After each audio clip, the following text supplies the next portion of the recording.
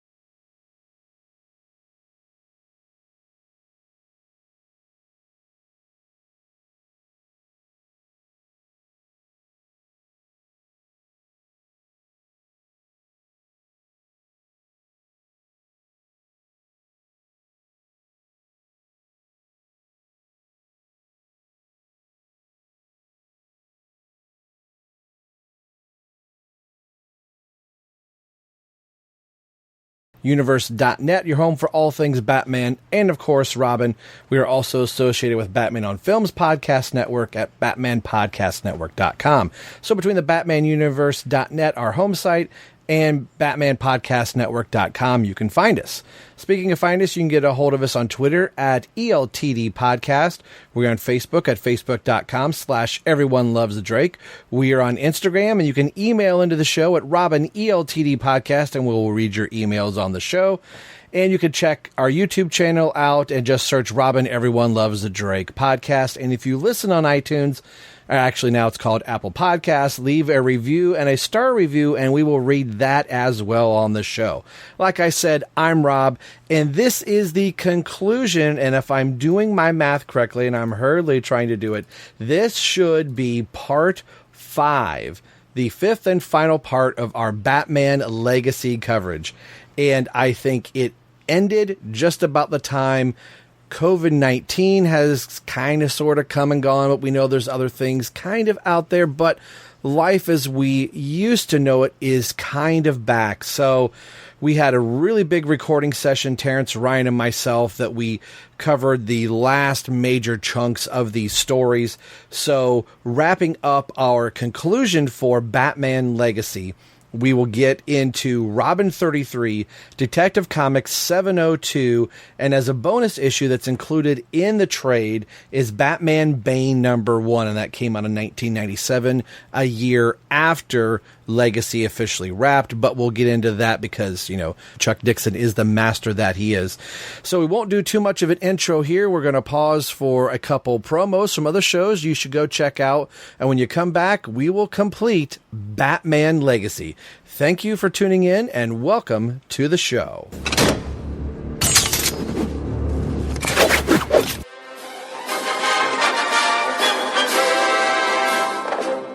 Good afternoon, Mr. President.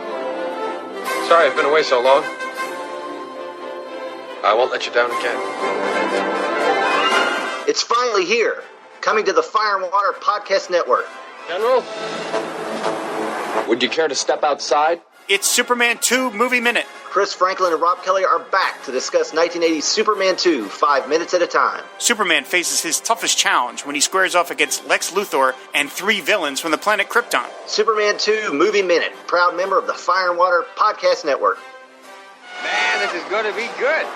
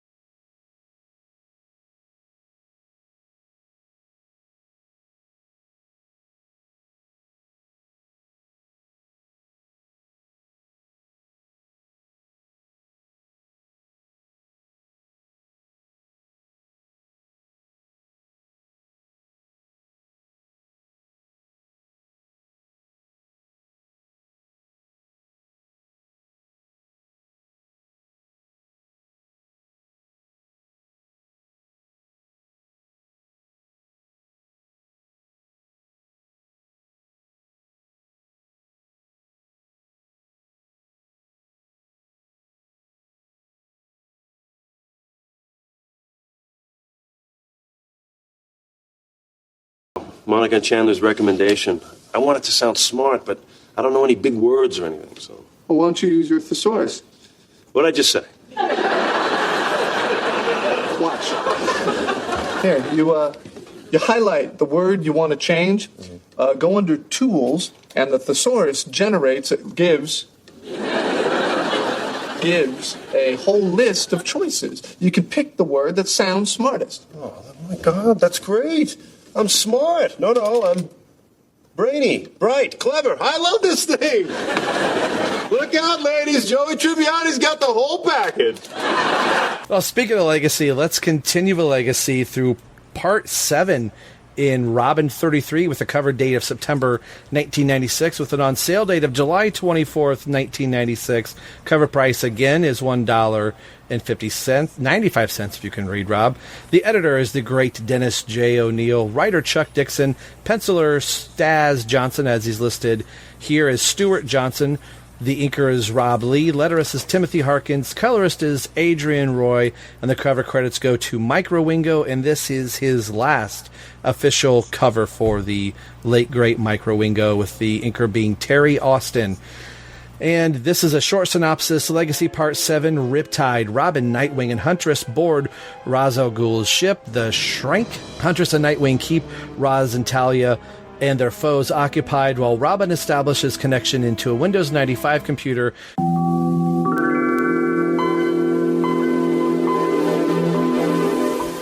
From Ra's al Ghul to Oracle so that she can access the data, which allows a cure for the Clench to be found.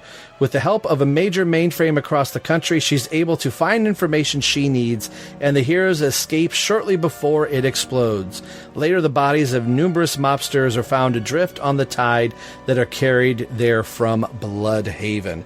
So, since this is Robin Everyone Loves a Drake podcast, we really didn't look at the other covers, and we can go back to if you like, and I let that slip. But the cover for Robin 33, this has been 30 some odd years since this issue has been out, and it wasn't until this morning I realized that Nightwing is on top of the boat, and I thought it was just a random ninja, and I was more fixated on Rowingo's Robin, so I didn't even realize Nightwing is up above the red spinning red Batman animated series sky. So what do you guys think of the cover for Robin 33, and did you realize that was Nightwing on top? Let's start with Terence.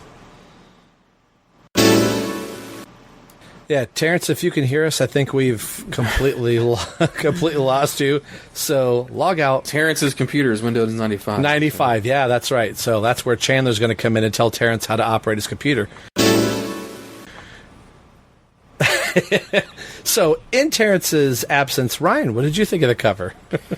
I like it. I like the red spinning red vortex, and it's obviously a good Ringo cover. It's got great action. Robin looks great up front, and you do get the added bonus of Huntress and Nightwing. It's not that I didn't notice Nightwing was there, but obviously Robin is the draw.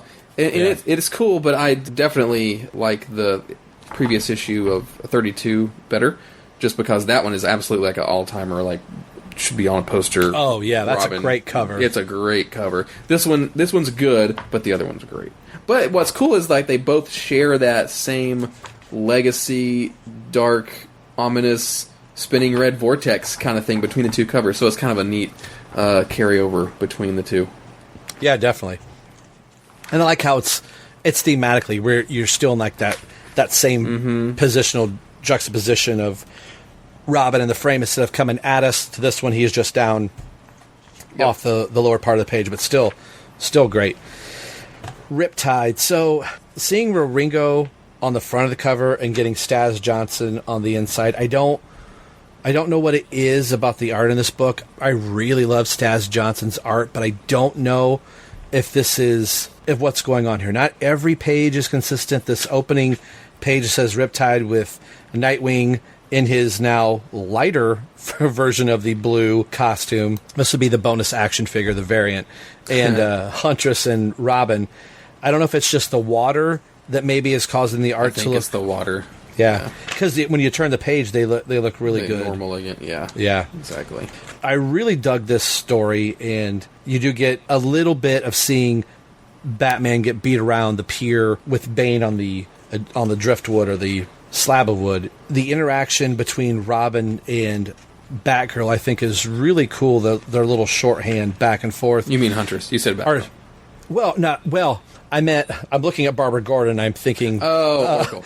Oracle, and I'm thinking Batgirl. Right. Is it just me, or does she seem a little confused? Like, she knows how Batman and Robin are operating. Every time that Robin gets himself in a situation, she's constantly like, "Oh no, are you okay?" Hold on a second, don't. And it's kind of weird. Like Tim Drake's like, "Hold on, you might hear some things, but don't worry." Like, it's like, okay, yeah. I mean, more of a like, hold on a second, and she knows that like he's fine because he's Robin. Like, but it is quite early, right, in the Oracle Tim Drake lineage here. So some of that. Not even maybe that relationship is kind of growing, so this is it kind of is fine to me. Yeah. Terence, do you have any thoughts, or excuse me, Chandler, do you have any thoughts on Huntress and I did it again, on Oracle and Robin's interaction through this, where she still seems a little like unsure of like Tim's abilities in this, because she's constantly like, "Oh no, be careful, what's going on?" Could my computer be any more annoying? No, sorry about that. There's a gap of me being in here. Just edit some random stuff in there, Rob, of me saying... Should we stop the recording to make sure that all that audio actually is going to get saved? Do you want to stop and send us a new link?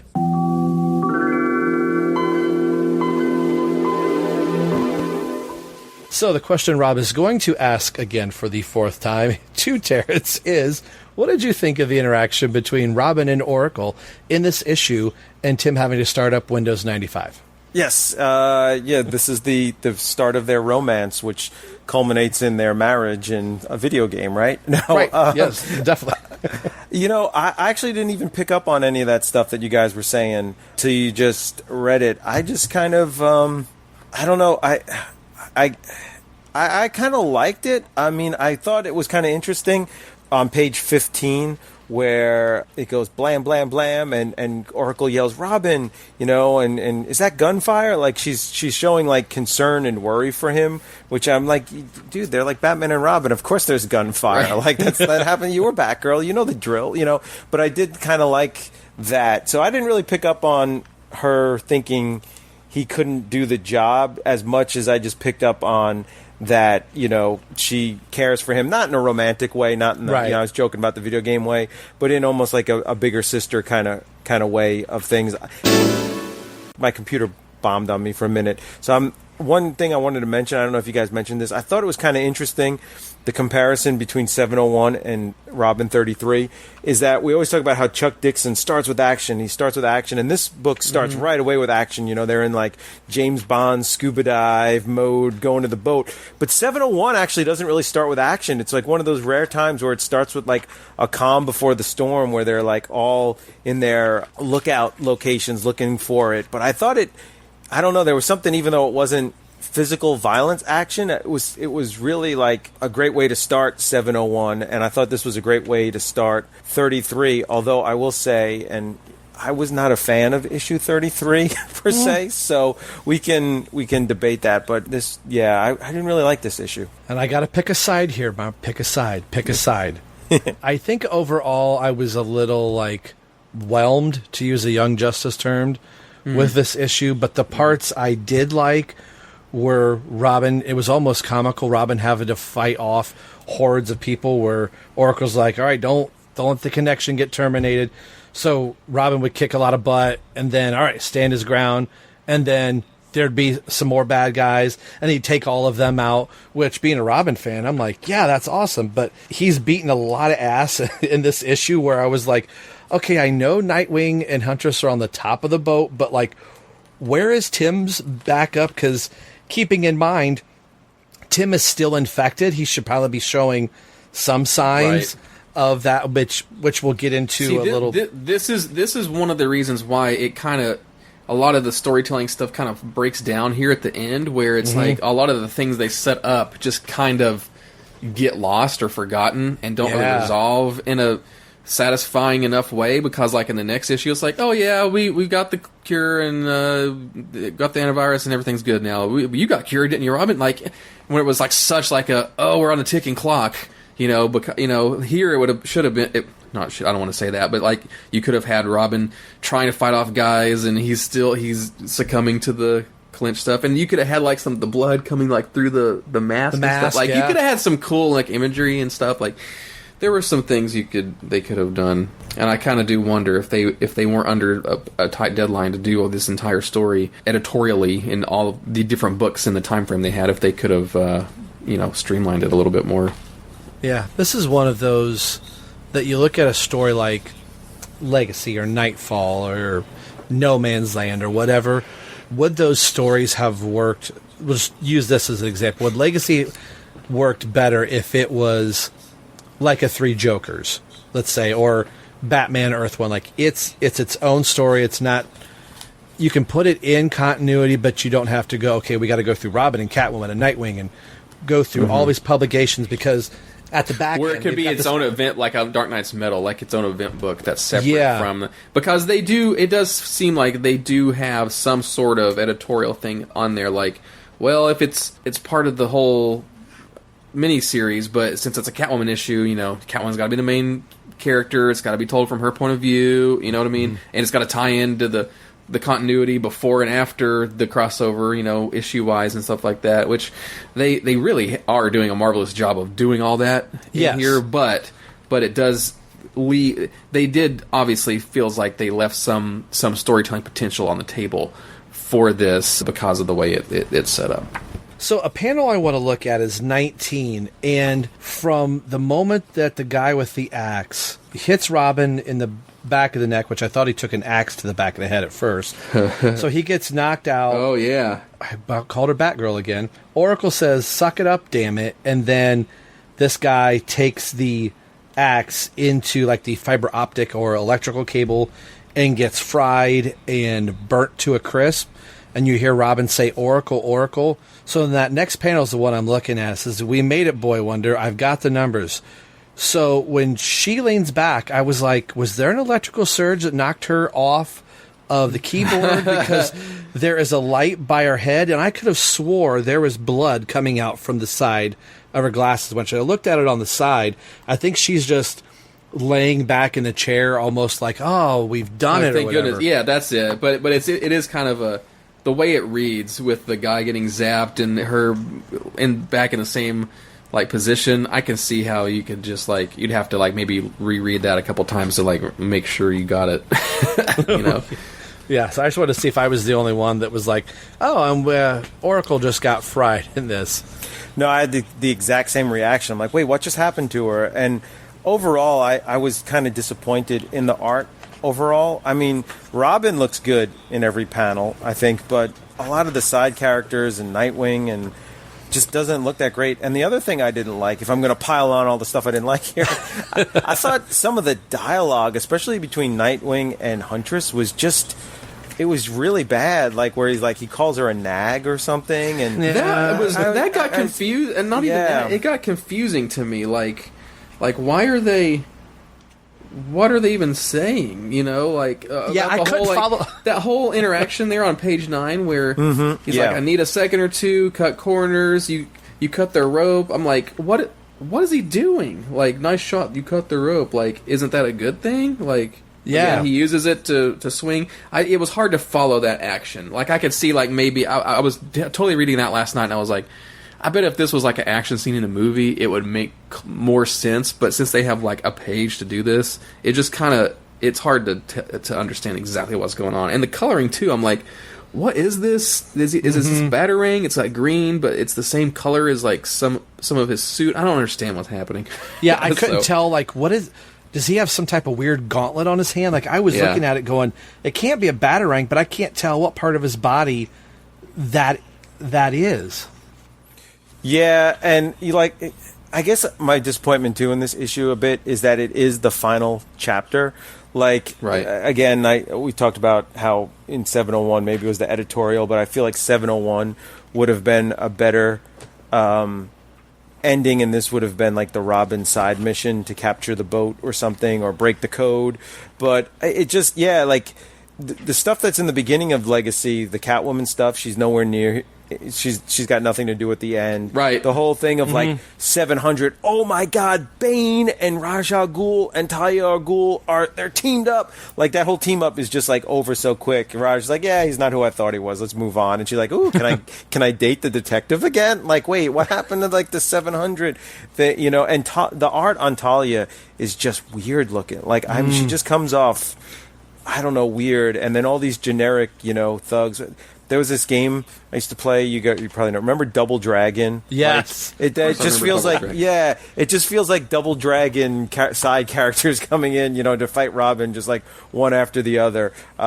So yeah, but I do like at the end. I sent it to you guys. The Virtual Boy ad. Did you guys have? Did any of you guys have Virtual Boy? You don't know this? I love Virtual Boy. No, Terence. okay, I have multiple Virtual Boys. I have every single game for the United States, and I have some of the Japanese-only games. There's some really rare ones. If you you never will. But there's a virtual bowling game that's Japan-only, and it's like $5,000. It's so expensive. Wow. But I've got a. This is such a tangent. But I've got Waterworld. I've got Jack Brothers. There's a guy that's local here that he's also occasionally on the Retronauts podcast. He makes really nice quality joysticks for retro game consoles, and he made really nice. He made a Virtual Boy compatible joystick like that. It replaces the controller, and it is so cool. And I've got a special modded Virtual Boy that has a video output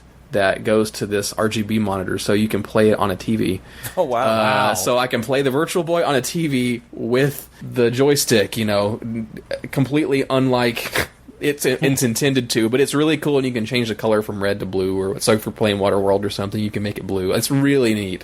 So, yeah, Virtual Boy, it's kind of I think it's an underrated system, but it's kind of like a Nintendo's, like, big mistake and failure of the 90s there, but it's really weird and quirky and cool, so I'm a huge Virtual Boy aficionado.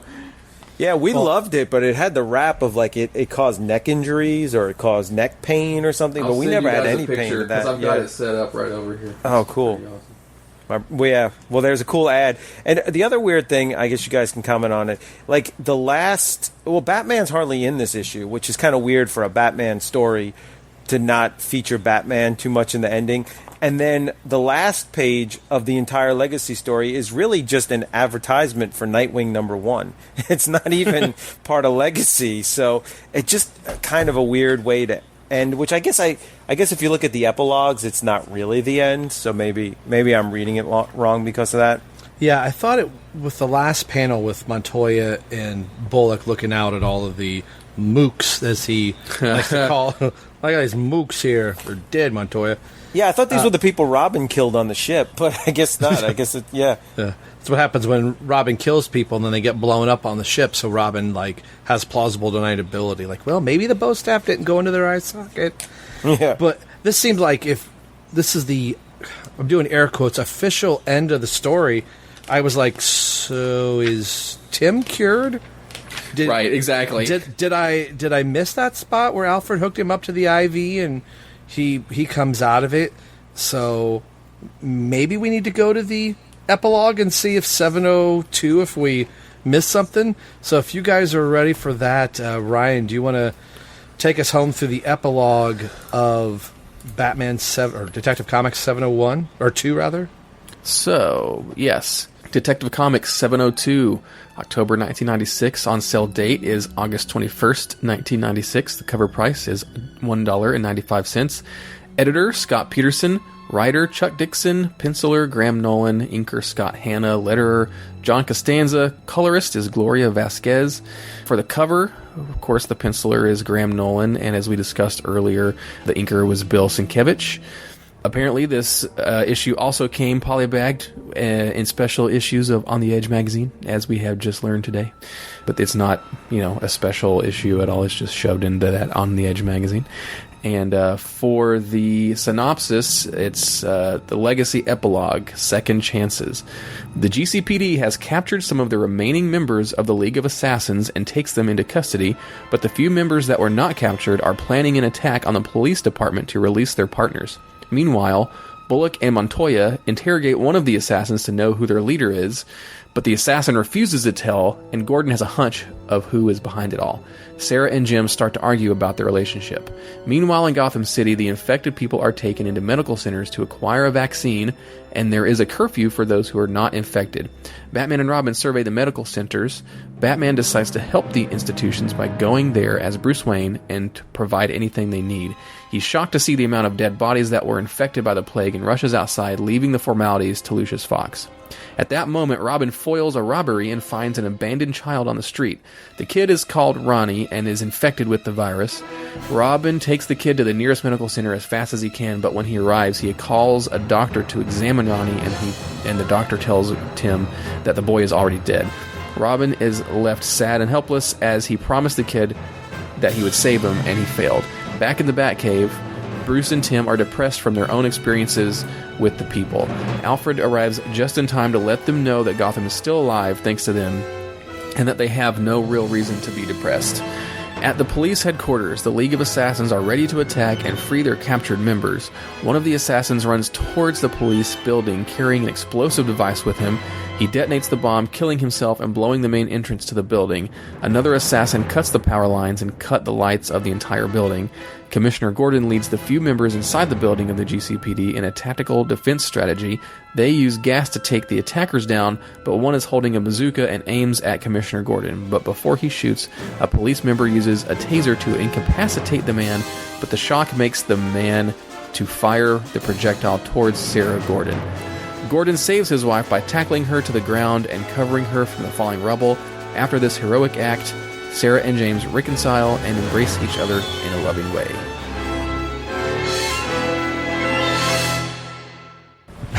Dramatic pause here. I think it's kind of a little anticlimactic again.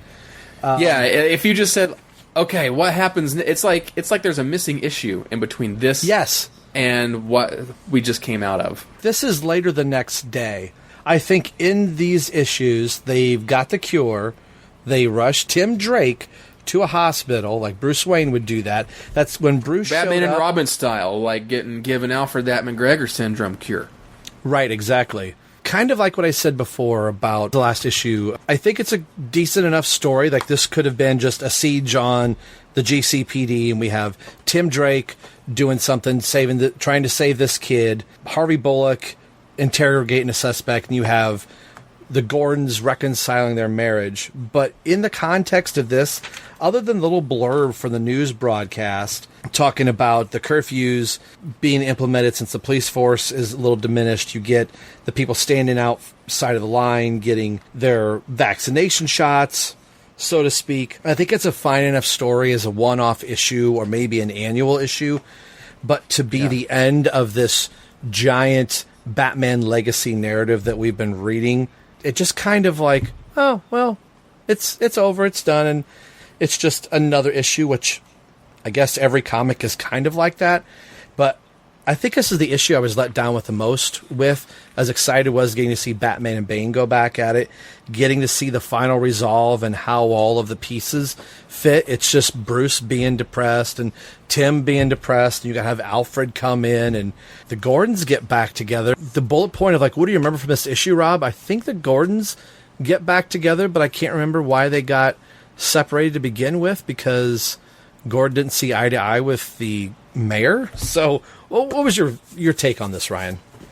Yeah, I mean, so it just feels like I was saying, it feels like there's a missing issue here, and part of the anticlimactic stuff for me, it stems from the Robin issue that came before this, is because Batman's busy fighting Bane, and then on the flip side, I don't feel like you get enough final battle type stuff with Ra's al Ghul in that, and he's the big bad of the whole story, and he has a little bitty rematch with Nightwing, kind of, but you don't get to see Batman fight him. And when the big yacht explodes, it's just like, oh, they're gone, they're dead. we won, and then like one page later, like that's it, and it's all resolved and stuff, and so you don't really get like it just kind of happens, and the issue ends, and then they skip over everything that, that the climax that you would have expected. Yeah, so it is kind of a 1-2 punch of like a missed opportunity. Both of these final issues kind of combine, and they still don't add up to like the climax I think that the story kind of could have had. Yeah, because remember, like, we spent issues of a burning tower and, citizens being on unrest, and actually that was the previous arc that I'm confusing. So forget I said that. This is like going through the Wheel of Plagues and having that Laura Croft escapade. You've got the battle happening out in Gotham City. You have the Huntress going on secret missions to find out where information is. And then all of this... You could have brought Azrael back in at the end. And Catwoman, you could really have blown it out at the tail end, I think. But yeah. Terence, any thoughts on this issue? Yeah. Are we all in agreement? Yeah, would you agree? Come on. I agree. It feels like there's a lack of fluidity between the issues. Ooh, very good. To make one cohesive story arc. This issue, again, I was kind of a disappointment, too. It's kind of just has me scratching my head a little bit of like, they did the whole thing with like, let's meet this kid and then let's kill him, which we talked about in the Calcutta issue. But then there's like this weird thing like where Bruce Wayne is like, I can't do any good as Batman, but maybe I can do good as Bruce Wayne. But the only thing he does as Bruce Wayne is tell Lucius Fox, to do stuff. And he doesn't even tell Lucius Fox to do. He's just like, hey, Lucius, can we do anything? And Lucius is like, yeah, we could do this. We have refrigerator trucks. We have this. Is like, okay, Lucius, then do it. Like, okay, great job, Bruce Wayne. Woohoo. I didn't see where he needed to like step in as Bruce Wayne to do it, anything. And then next thing you know, he's Batman. And then these guys who are like trying to rescue their fallen comrades from the police department. Like, where did these guys come from? Like, were they on the boat? Were they at the casino? Were they somewhere else? It was kind of weird. And then the whole James Gordon, Sarah Essen thing. I guess it's setting it up. If you read in the Dixon run of Detective Comics, he's doing a lot with the GDCP. Did I say that right? I feel like I said an extra letter in there. You did not. GD, baby. The goddamn Gotham City Police Department, the GDGCD. Where's Bullock, by the way?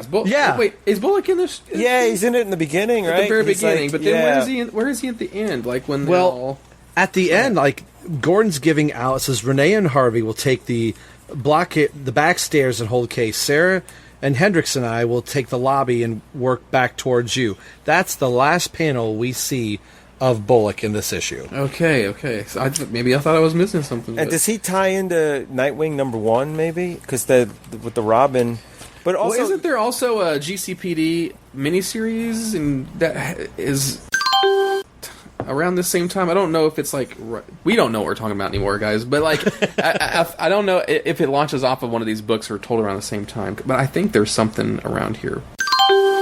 I don't know.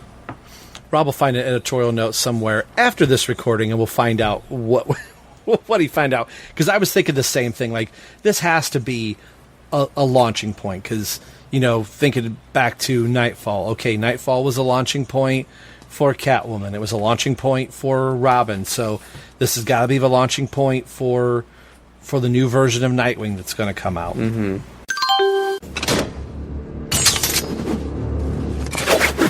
Man, like always, Ryan's brain is working overtime. I think as he was talking, I was thinking the same thing. There's got to be something there.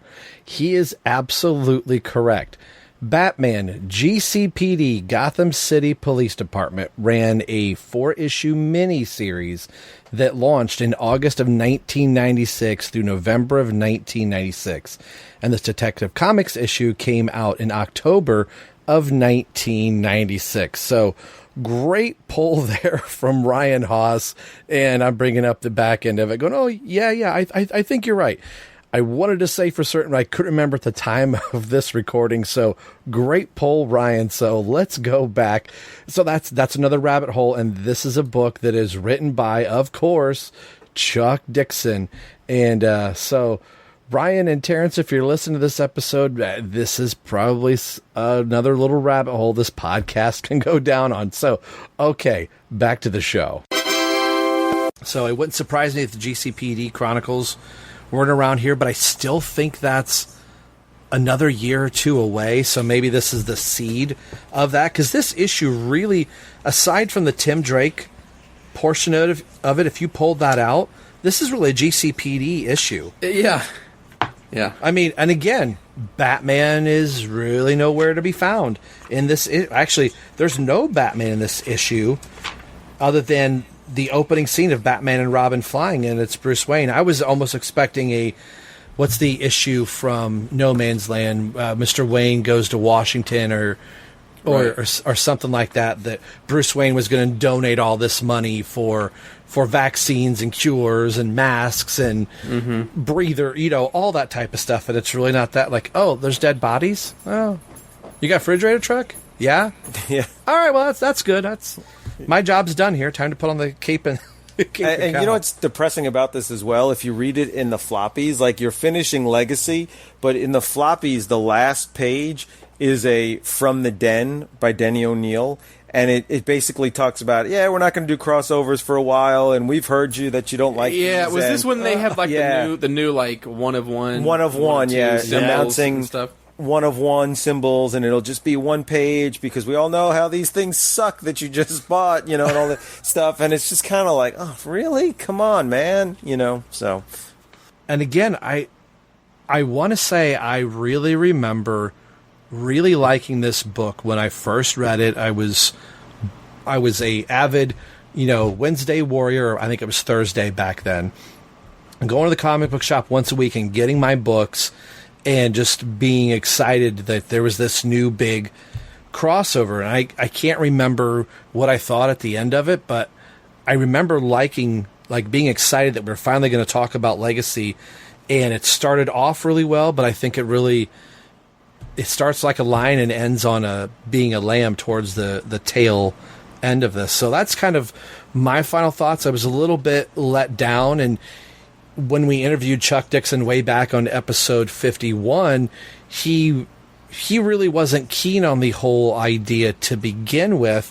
So I think you can kind of tell over the course of these issues that we've covered on the show that you can kind of hear Dixon's voice.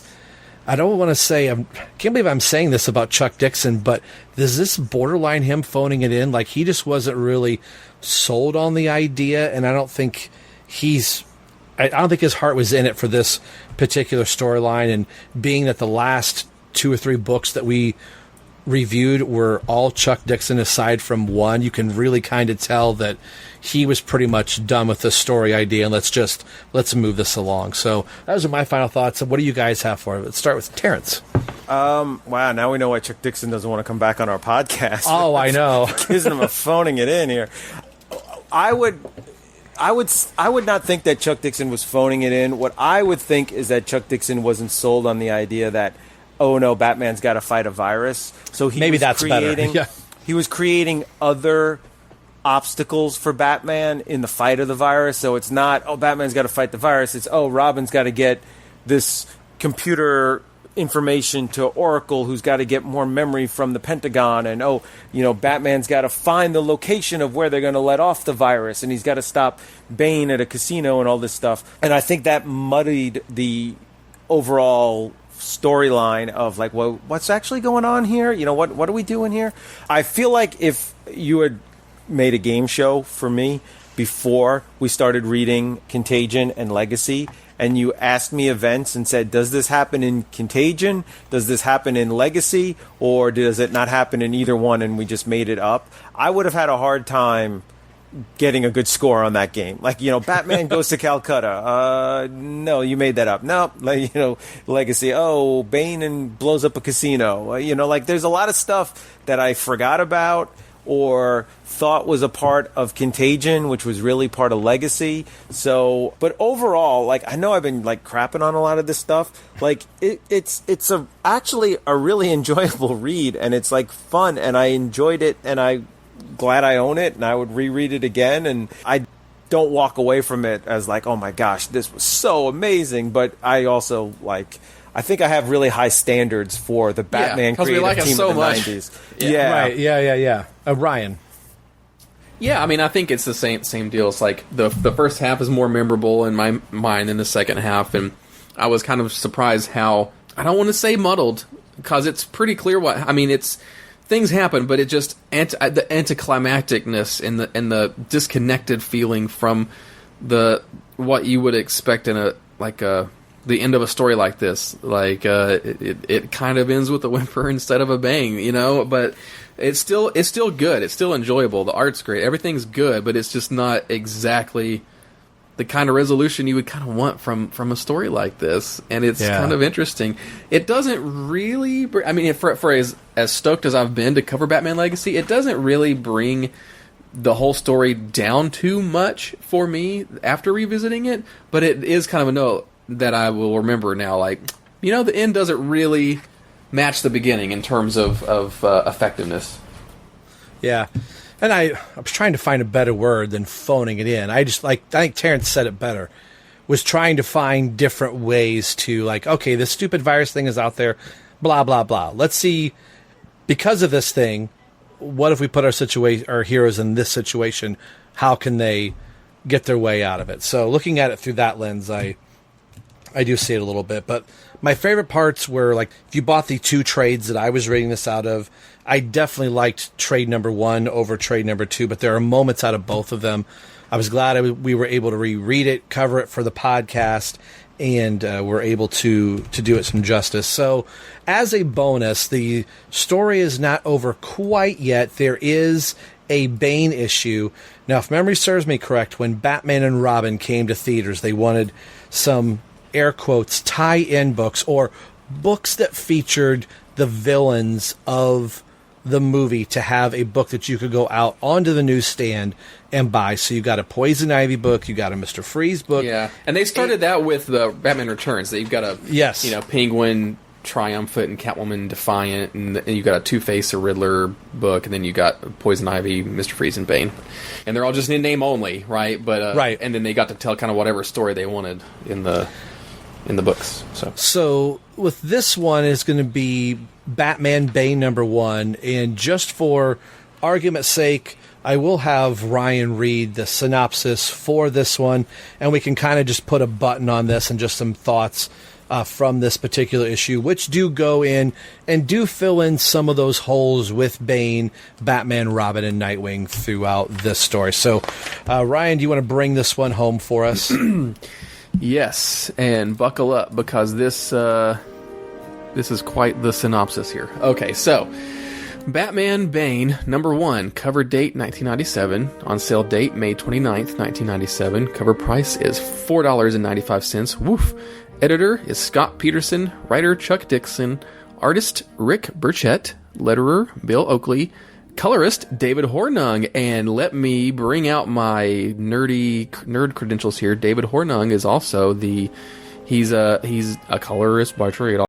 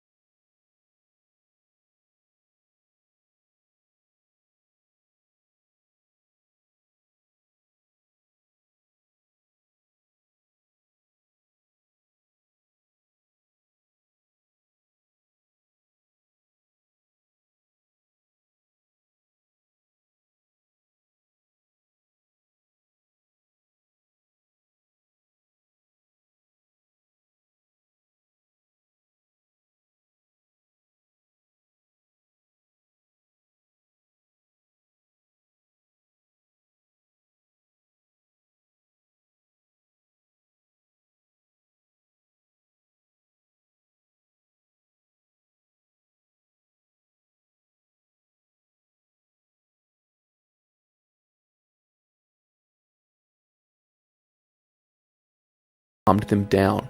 Nightwing watched everything and decided to infiltrate the ship to stop whoever was behind it. He barely stepped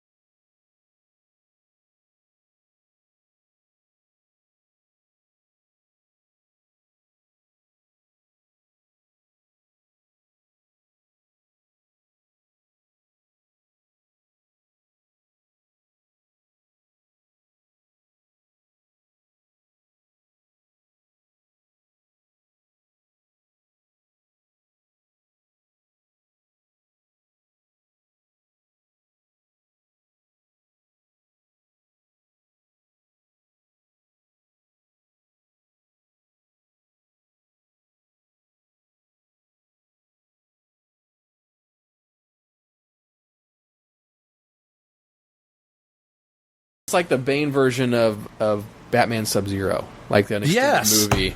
Yes, Yeah. that is very good. I was getting a huge animated series vibe, especially the opening page where Batman is leaping down towards Bane, and Bane's got his arm stretched out. You just see the bat symbol there. Yeah. So little. Well, here's the other reason why you might think that is because the penciler on this, Rick Burchett, was heavily involved in the Batman Adventures comic book series. I knew that name. Yeah, he did some of the covers, and he was an inker for a lot of it. Of course, the great Mike Parobeck did a lot of the art for that series, but Rick Burchett he inked a lot of the issues, and he drew some of them in the back half, and I remember his name too. He did the inking on the Mask of the Phantasm adaptation as well. So that's another big reason why you might get some animated series vibes, because that's kind of his calling card as far as stylization goes for some of the character models and everything. What'd you think of your boy making an appearance with just his right arm looking down over Bane? It took me. Did you so see good. I would have loved to have seen his full version of his Asbats. Yeah, I would too. It is kind of a cool thing, though, of like Dixon, of course, is a master at this. Very effectively is able to condense the gist of Vengeance of Bane and Nightfall in 2 pages. And it works so well. And it works so well. And you know what you need to know. You know what the stakes are. You know kind of what happened. If you read Nightfall, like you know what Asbats looks like, you know who that is. If you've never read it before, you're just like, oh, it's a different Batman. And he looks like he was probably weird, and then you kind of move on. It's fine. But for the mega comic reader that's buying this, that read Nightfall, read all the stuff, read Legacy, read Bane the Demon, and wants to know what in the hell happened in that story gap, you've got it here. So there's not a whole much I want to belabor over this unless you've got some specific issues, but I like this just really kind of flushes everything out. And reading this kind of helps tie kind of the lackluster final issue of Legacy and does put a nicer bow on it, making this the last official thing that you read in this particular trade. I found myself going, okay, now that's an ending I like. You get Batman. It gives you kind of a taste of what the rest of Legacy could have been if it was told in a format like this, you know? Yeah. I love the way Tim Drake, Robin, looks in this, and Nightwing both. I wish the page was numbered. Right after Mooney comes out of her, hiding, thinking, where Batman's got the guy up by his white shirt, getting ready to punch him, and Robin's in his like karate stance. That next little pose with Batman and Robin's got his cape draped over his shoulder. He's got his hand to his hip. That just looks like something, like we said, out of the animated series or Saturday morning cartoon. And I mean that in the best sense. Like, this would have been something I would have been eager to tune in and watch. Yeah, and the flat colors help too. Like the more, like these muted. Again, this is like a lot of it takes place at night and it's raining. I think the colors are definitely a big part of this story, giving you that vibe too. I love Bane getting kicked out of the door. He's just almost flat to the ground, and you see the lightning kind of strikes. Just like you said, the flat colors in there, and then Batman's feet coming out the side of that door and Bane tumbling down. I think this was done very well, and the villain gets to have the getaway, going off to his weekend at Bernie's, retreat, so to speak, of whatever, island he happens to have washed ashore on. So I thought this was a nice little... It was also kind of pricey. This was something I don't own in my collection. I didn't buy it, so this was almost a $5 book. Yeah, it's one of those prestige format books, right? Yeah. With the nice paperboard like cover and all that. So I'd be kind of curious to know. I bet Terence could probably doing some eBaying right now and find out what the price of this is on eBay. Can you actually get it? Oh, it's probably not that bad. I've seen less than the cover price of it. Can you buy this for $1? Could you buy all three of them, being Poison Ivy, Mr. Freeze, and Bane, and not break $5 if you take out shipping? Like, I see one here. It's $8 by it now. So that's not bad. That's not bad. Yeah, it's nice. Yeah, the problem with eBay is the shipping and all that, and then eBay takes a cut. So I see one for $3, $5 shipping. I'm sure if you went to a comic show or a comic book store that has a dollar bin, I'm sure you could find these for $1. Or you find them in the back issue and take them up to the counter. I'm sure you could make a deal. I'm sure, there. Yeah, but also, just my 2 cents on this. It looks like Bird makes an appearance in a flashback scene. Tron being Zombie and Tron. Yeah. I love those guys, and I love in our interview with Chuck Dixon how he talked about how important those guys were and how annoyed he was that DC Comics killed them off. So, Did they get killed off in a really lackluster way? And in some stupid way, too, yeah. Yeah. I don't remember when, but it was kind of a weird thing, right? Yeah. And speaking of Bane, that picture you sent, Ryan, that is a pretty awesome Bane statue in that. I was going to comment on that. It was really the Virtual Boy thing. But yeah, I've seen you pictures of that when I first got it too.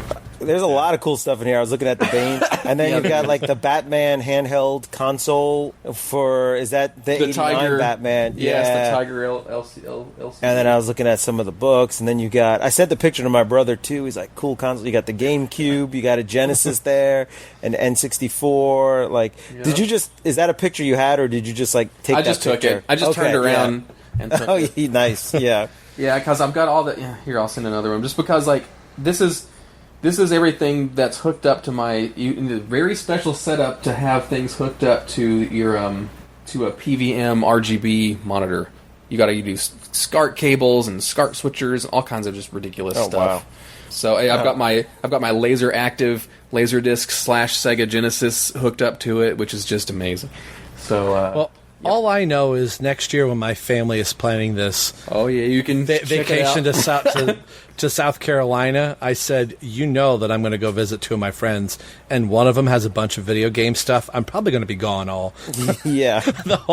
How was vacation? It was pretty good. I hung out with Terence and Ryan. We played video games all day, and my wife was really mad.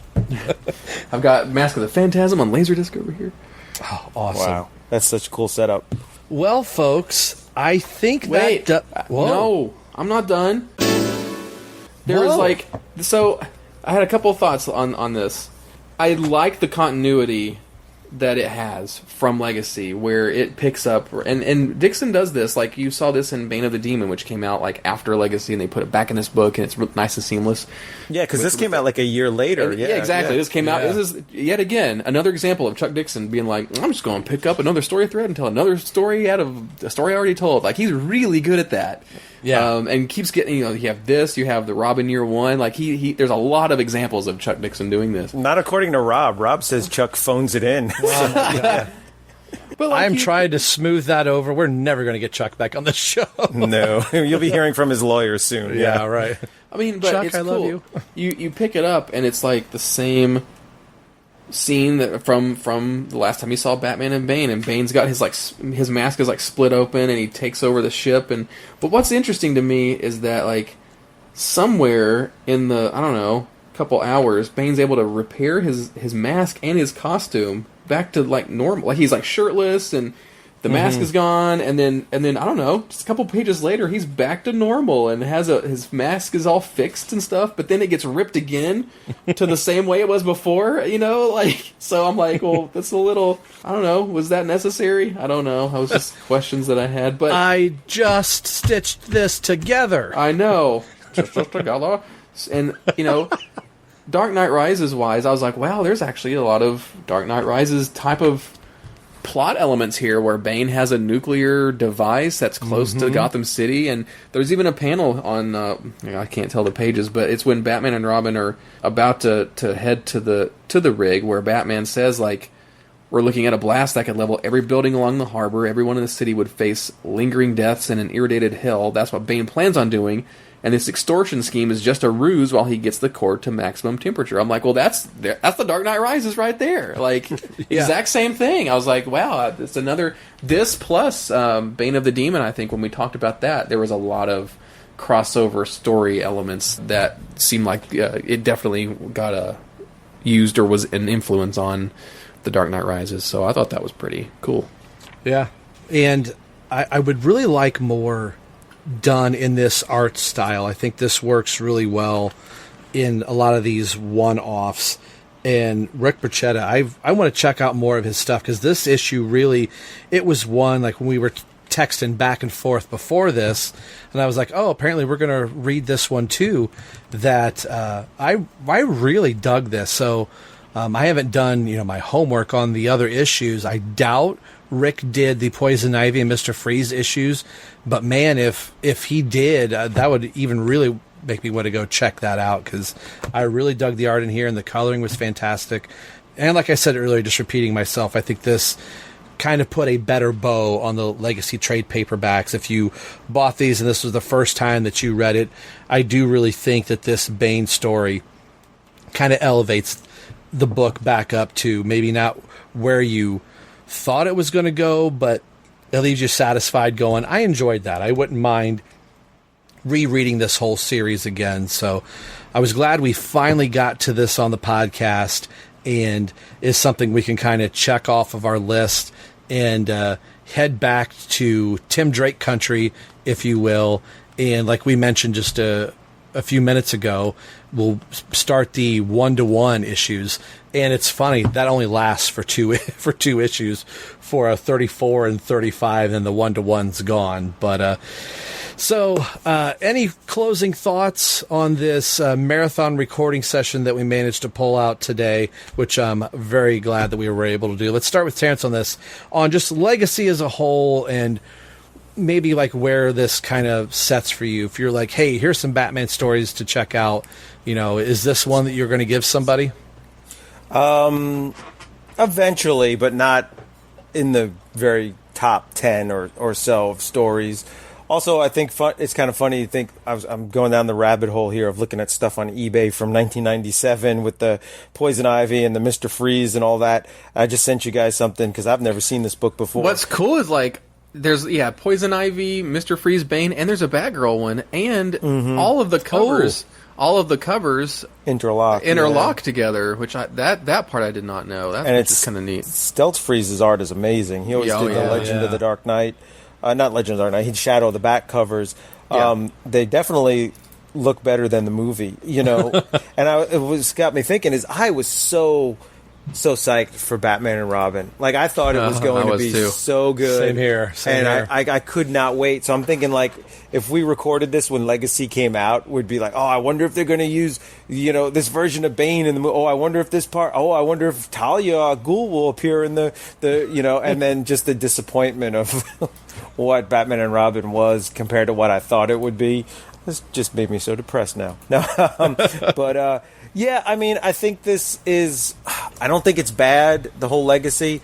I think it has a nostalgia factor. I think it's incredibly interesting to read, having lived through a pandemic and through the lockdown and through the quarantine. And, luckily our pandemic wasn't, instantaneously killing people like Ebola Gulf A was killing people, but it certainly did, take its toll on people, and certainly we saw people die and people's lives get torn upside down. So, I mean, it is interesting to see art imitate life and to be able to have a story that they said, well, how this is really far-fetched to be able to be even more real than they would made it in the comics to some degree, where we're reading it in our current time being like, well, if this was a real pandemic, those people would be wearing masks while they're getting their vaccines and stuff like that, but some things like curfews and essential workers and stuff, I'm like, that rings true. We saw some of those things, so it is pretty interesting to be able to compare the real life events to something like this. I'm not going to... Interesting is maybe I don't know if the right word, but it definitely is interesting. Yeah. I mean, and who would have thought in the different starts that we've taken on the show and little side derails of like, hey, we got to check this out. Hey, we got to talk about this thing.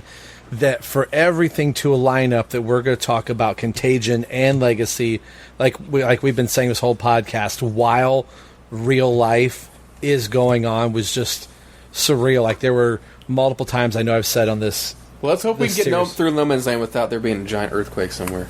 Right, exactly. But there were times I would slide the comic book over to my wife. I was like, read this top part of the page. She was like, didn't we just hear that on the news last night? I'm like, yeah, we did. She goes, when did this come out? I'm like, 1996, 1997, ballpark. So, yeah, Dixon and team were way ahead of their times. So, and now I think coming up we got that 1 of 1 issue, 34, but then 35 is the kind of thing that drives you nuts, Rob, because it's a Final Night tie-in. So you're like, well, how far do I go? And do I reread the miniseries? And wait, Robin was in this book, and is he in? So yeah, so. No, we might just be going straight Wikipedia. This is the quick synopsis of the whole event. Here's where here's where Robin is. Unless it's a major Batman. Find you a mega Final Night fan on the that's wants to come on the show to kind of talk about it. that's the route to take. The only thing I remember of Final Night is there's a cover where Superman's hair is like as long as Nightwing's blowing in the breeze. And that's all I remember. Is Superman had the long hair. Yeah. Long-haired Superman, like he's gonna look at Nightwing at ponytails, like, oh, I see ponytails as long as mine is. I see your ponytail, sir, and I raise you. Yeah. Well, I think that's where we're going to end this episode. It's great getting back, doing this again, and peek behind the curtain. I think I've got enough for probably 1, definitely 2, possibly 3 shows with this recording. So hopefully we could start banking some for you guys. It's great to be back. Summer vacation's here, so as much as I want to start doing podcasting, it's time to start going out and start doing things again. So on the behalf of Terence, Ryan, I'm Rob, and you've been listening to the BatmanUniverse.net. More importantly, you've been listening to Robin. Everyone loves a Drake. Take care, guys. Thanks for listening to Robin, Everyone Loves the Drake podcast. This has been brought to you by the BatmanUniverse.net. Tim Drake, Robin, and all Batman-related characters are under copyright of DC Comics. This podcast is solely for entertainment purposes, so no infringement is intended by this show. This show is not a good revenue stream. Actually, there's not a stream at all. All music and sound clips are under copyright by their respected copyright holders. So there should be no need to send the Penguins lawyers after us for ill-gotten gains because there are none. You can get a hold of the show a few different ways. We are on Twitter at ELTD Podcast. You can also email in at robineltdpodcast@yahoo.com. Our Facebook page can be found at www.facebook.com/everyonelovesdrake. And as always, you can message directly over at the BatmanUniverse.net. So email, tweet, or message us. We'd love to hear from you, and we'll read your comments or responses on the show. The show you're listening to can be found a few different ways through iTunes and Windows Media, also over at our host, TBU. Leave us a review on iTunes if you listen there. It'll help spread the word of the show. Make sure you head over to the BatmanUniverse.net, your home for all things Batman and Robin. Thanks for listening to the show and hearing why everyone loves the Drake. We'll see you in a few weeks. Take care.